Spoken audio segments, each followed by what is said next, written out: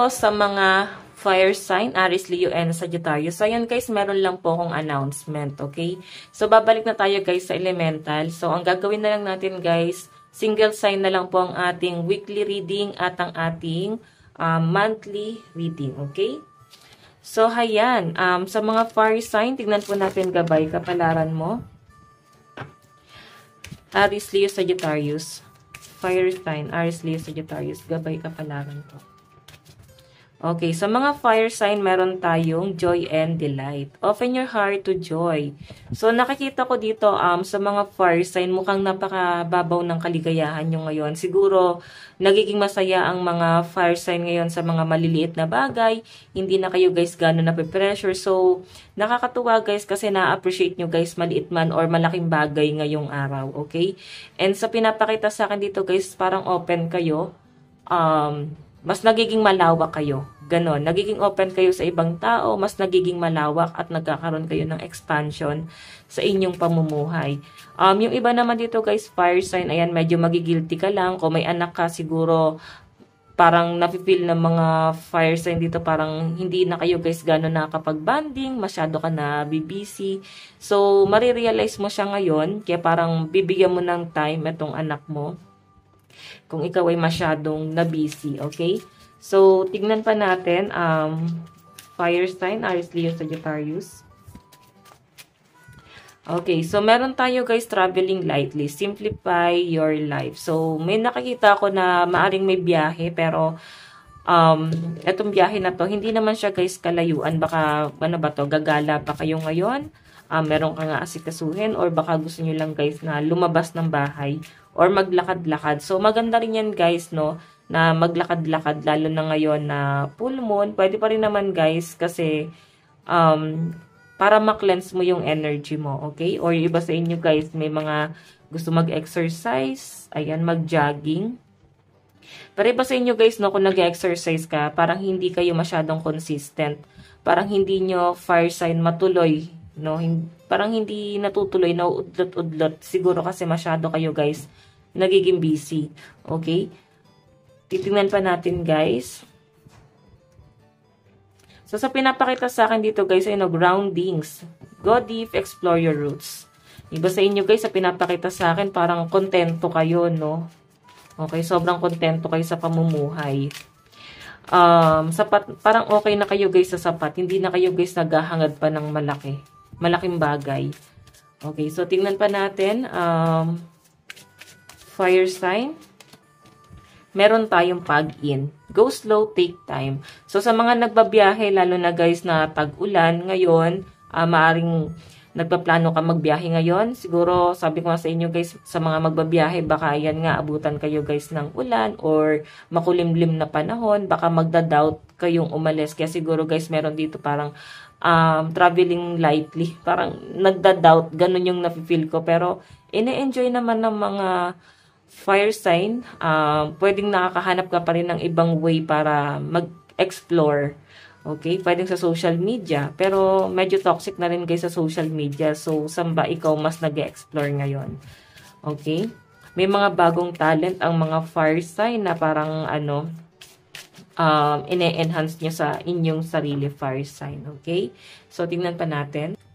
Okay, so iba sa inyo guys, na napifeel ko baka nagpaplano kayong mag-swimming, baka nag-aantay kayo guys ng sahod, no? Ito na lang yung parang kulang yung sahod.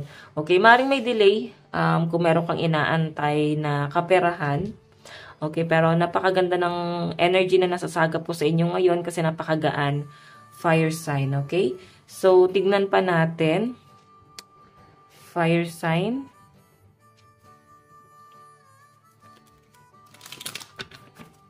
Okay. Mensahe po kay fire sign pagdating sa kanyang buhay, pag-ibig, spirit guide.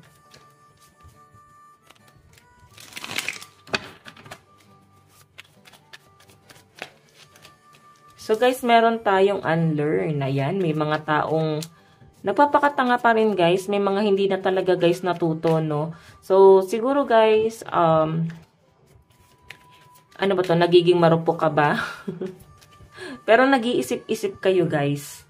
Okay, hayan, no? Naiisip niya rin naman, guys, na yung mga maling ginawa sa inyo nitong taong to. Okay? Kaya parang sinasabi siguro sa ng ibang tao na parang hindi na talaga natuto yung fire sign na yan. Okay? Binabalikan pa rin, ine-entertain pa rin. Ganon. So, iba sa inyo guys kung kasama nyo pa rin yung person nyo. Siguro parang wala kang natututunan. Nagiging toxic ba tong relationship nyo na to? Okay, leadership, ayan, no? Kasi guys, masyadong controlling yung relationship. Sa pinapakita sa akin, no? Kinokontrol ka masyado ni person mo. Okay? Pero ngayon kasi guys, na nakakita ko sa inyo, napaka-fiery ng energy. Parang bibigyan mo ng ultimatum tong person na to. Ito nga pinag-iisipan mo, the Hierophant, no? Kasi ayaw mo rin guys na may sasabihin sa yung ibang tao na ganito, ganyan, na parang paulit-ulit yung scenario nyo. So, I think, fire sign, bibigyan mo ng parang hihingan mo ng assurance itong tao to bago ka magbigay sa kanya ng assurance mo din. Okay? So, pinag-iisipan naman ng mga fire sign sa totoo lang, no? Tignan pa natin, guys. Meron tayong competition. Ayan, no? Maring na-involve sa third party ang mga fire sign, Aries, Leo, Sagittarius. Yung iba naman sa inyo, guys, maring ikaw tong nag-aalangan kasi pwedeng dalawa sila sa buhay mo or naging dalawa ka sa buhay ni person mo. Naging dalawa kayo sa buhay ni person mo. Okay, so saan ka doon? Tignan natin guys, pagdating sa inyong pera at trabaho. Pera at trabaho po ni fire sign. Tabi muna natin to guys. Pera at trabaho po ni fire sign, Aries, Leo, Sagittarius. Meron tayo guys, the journey. Ayan, ibig sabihin, maaaring may travel yung iba sa inyo or baka nag-aantay ka ng schedule. Three of lightning kasi. Yung iba naman sa inyo guys, maaaring naiinip na kayo. Parang gusto nyo guys ng changes pagdating sa inyong career. Okay? Nandun yung para bang makaka-feel ka ng parang maboboard ka. Okay? Pero iba sa inyo guys, kahit naboboard ka, parang hindi naman kayo guys nagmamadali. Ganon. Siguro yung boredom na nafe-feel mo is dahil namimiss mo lang yung dati mong trabaho. Ganon. Pero siguro pag nandun ka, bigla ka naman din, parang mafe-feel mo naman, naboboard ka naman doon. So ano ba to? Pabago-bago ba kayo guys mag-isip?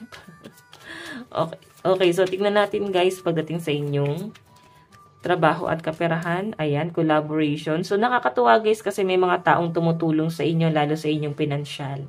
May makakatuwang na po ang mga fire sign. And sa trabaho guys, ayan, maaaring may makikipag-collab sa inyo or tutulong sa inyo. Yung iba naman dito, fire sign sa pinapakita sa akin, maaaring may mag-aalok sa'yo. Okay? Iba sa inyo guys, pwedeng mag-i-invest business, ganon. Tignan pa natin. So, ending. Diba? May new beginning, guys, oh. 10 of clouds. Ito kasi, guys, 10 of cups. 10 of clouds. So, ending. Ending, new beginnings. Pinapakita sa akin, guys. Maganda naman, guys, no? Sa mga naiinip dito kung may travel kayo. Ayan. Meron daw po kayo, guys, ma-achieve. Meron kayong achievement. Pwedeng sa school. Ano ba to? Fresh grad ka ba? So, naghahanap ka ng ma-apply ang trabaho. So, sa pinapakita naman dito, guys, makakahanap ka. And maaring may tutulong sa inyo. Ayan, baka may backer ang mga fire sign. Okay? So, may mga tao naman, guys, na maaring malapit kayo or sila yung kusang magbibigay sa inyo, guys, ng tulong. Okay? So, titignan pa natin, guys, ang inyong advice. Okay, ayan, no? Nakakatuwa naman, guys, nakakita ko naman na mukhang pumapabor sa inyo ngayon, guys, universe. Maring na itong mga nakaraan is talagang hikahos pagdating sa pinansyal. Pero ngayon naman, guys, maganda na po yung nangyayari. Okay, tuloy-tuloy na to, guys. Okay, ending new beginnings na to. Advice, spirit guide, advice po ni fire sign. So, guys, meron tayong let your fears dissolve. Parang bigla ka guys, makaka-feel ng nervyos, parang nababalisa, hindi mo alam kung bakit ganon. So, I think dahil meron kang panic anxiety. Pwede rin ganyan guys. Okay, so possible na ang kadil mo is Cancer.